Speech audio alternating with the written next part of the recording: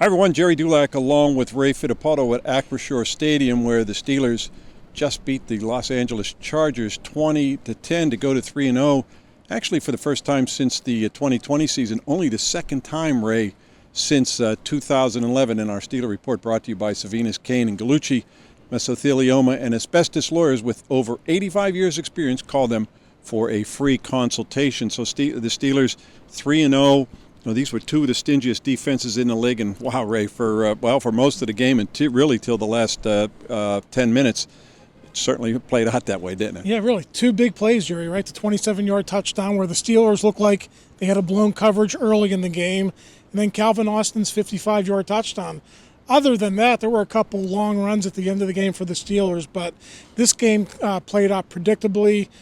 Two really good defenses. I think two really good teams. I think the Chargers, as long as Justin Herbert gets healthy again with that ankle, I think they're going to be a factor in the AFC.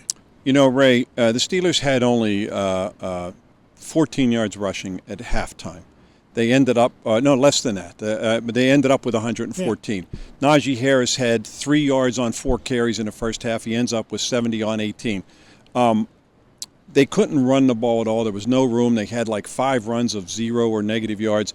But in the end, in their last two series, they were able to run the ball. And they so dominated the Chargers at the end that one of their linebackers even came up to Justin Fields at the end and thanked them for not scoring because they were so exhausted there at the end. The Steelers took a knee. And, there were just under 2 minutes remaining with the ball at the 1. Maybe that could have been the dam-breaking offensive performance they were looking for, but they'll settle for the 55-yard touchdown to Calvin Austin that really broke open the game. I'm sure a lot of people who had the over were wishing the Steelers would punch it in there at the end. But, the rushing game at the end, Najee Harris had the 21-yarder. Cordarrelle Patterson ran really strong at the end.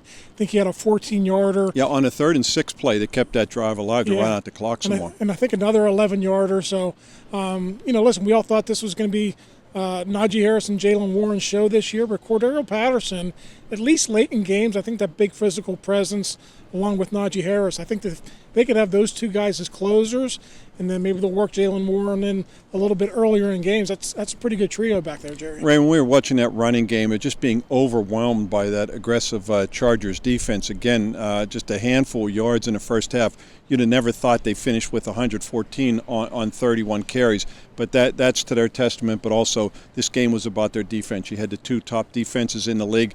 Mike Tomlin talked about challenging his defense against another great defense. He said, I thought we outperformed them. You talk to Cam Heyward, I talked to Larry Ogunjobi, they all say the same thing. When you play a defense like that or get to go up against another great defense, you want to show them that you're better than they are. Yeah, absolutely. They got some really good players on that side of the ball, but Gerry, so do the Steelers. You look at T.J. Watt again, only 1 sack, but I thought he was dominant again. And how about Nick Herbig? I mean, every time this guy comes in the game, he produces. He had 2 sacks today. Alex Highsmith, we'll see. He's got a groin injury, but there might be some depth issues now at outside linebacker. I don't think there's much of a drop-off when they go to Nick Herbig. Yeah, Ray, you're right. And Alex Highsmith went out early with that groin injury, so Nick Herbig comes in and he gets the 2 sacks.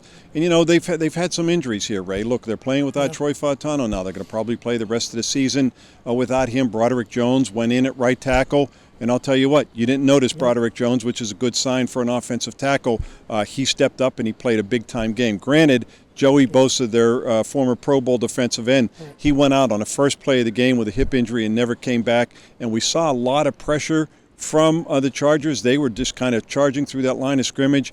But none of those were on Broderick Jones. I thought he performed very well after last week. Justin Fields was sacked twice. I think Dan Moore gave up one of them. But, after that, I thought Dan was solid too. Listen, this offensive line is still a work in progress. You saw today, Gerry, Mason McCormick came in as a tackle eligible, also rotated some at left guard. So we keep talking about the rookies. Yeah, Troy Fautanu is gone, but Mason McCormick, it seems like they really like him, and they wanted to work him in there this week. Ray, you have to give a lot of props, too, to Justin Fields. Yeah, he finally had his first turnover of the season on a deflected pass. He probably tried to force it into coverage to Pat Freiermuth. Bud Dupree, the former Steeler linebacker, gets the interception.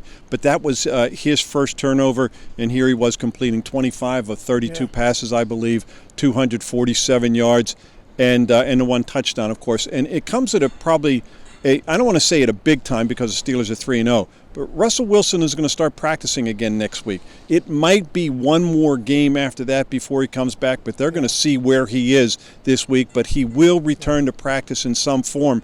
But Justin Fields keeps showing why they might as well ride the hot hand because they're still winning. Now listen, Jerry, it's going to be hard. You're 3-0. He made some big plays in the second half. How do you go away from him now, even if Russell Wilson is ready? What I liked about Justin Fields today, his response after that turnover.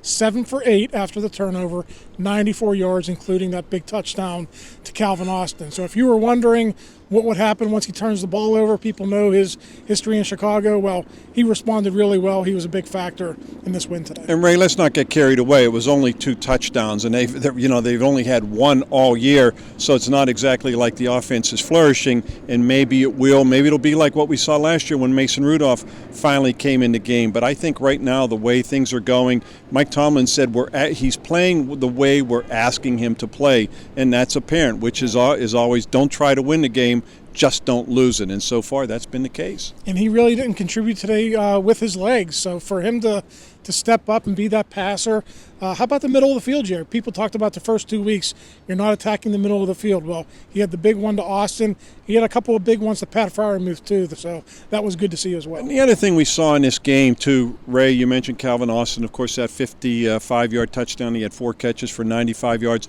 Scotty Miller with a big third down conversion in the first half on that 20-yard catch and run. Yep. So you're seeing 2 of the biggest plays by wide receivers other than George Pickens. And okay, it's not Justin Jefferson that they're contributing, but those are the kinds of things they're going to need and get plays from their wide receivers other than number 14. Yeah, Van Jefferson had an eye injury. We'll see what happens with him this week. Do they have to make a move to get another receiver on the roster? One maybe small criticism, Pat Freiermuth, 4 for 33 yards today. Connor Heyward just had one other catch. So they're tight ends. If the receivers aren't going to step up, maybe the tight ends have to step up as well. Well, the Steelers 3-0 for the first time since 2020, the COVID season, and only the second time since 2011 that they have started this well. They go to Indianapolis on Sunday. They play the Colts. That's a 1 p.m. kickoff. Ray and I will be at that game, and we'll be back with another report following that game. See if the Steelers can get to 4-0. They started 11-0 in 2020, so they got a long way to go to match that streak, but they'll take where they are right now. For Ray Fittipaldo, I'm Gerry Dulac. You're watching Post-Gazette.com.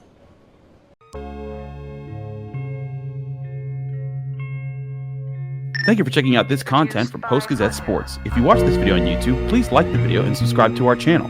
For all of the sports coverage the Post-Gazette has to offer, visit post-gazette.com.